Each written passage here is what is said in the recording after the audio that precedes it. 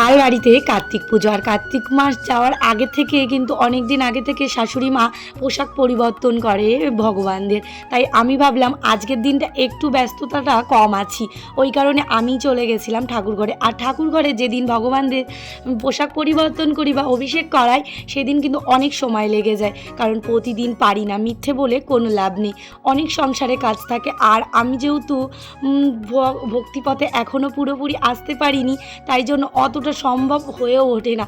আর adjust করতে গেলে একসাথে সবাই মিলে থাকতে গেলে সব কিছু একটু মানিয়ে গুছিয়ে নিতে হয়। তাই সংসারটা আগে পালন করে ভগবানকে যতটা পারি ততটাই সময় দিই।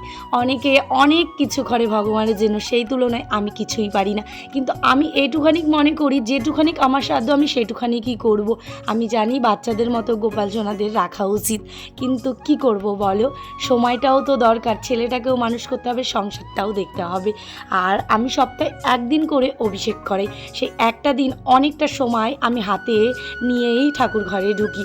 আর কাজবাজগুলো সেদিন একটু সকাল সকাল করে নিই সংসারের, আর এই দিকটা অনেকটা সময়ও দিতে পারি, এই জন্য টেনশনটাও থাকে না।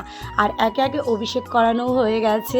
আর কাল যেহেতু অনেক ব্যস্ত থাকবো, এই দিকটা মানে ভগবানের কাছে সময় দিতে কিন্তু কমই পারবো। আর যেটা বলছি দেখো, ভগবান তো আমরা জানি বাচ্চাদের মতো রাখা উচিত, কিন্তু তার আগে আমি সব থেকে আগে মাথায় রাখি সে কিন্তু স্বয়ং ভগবান।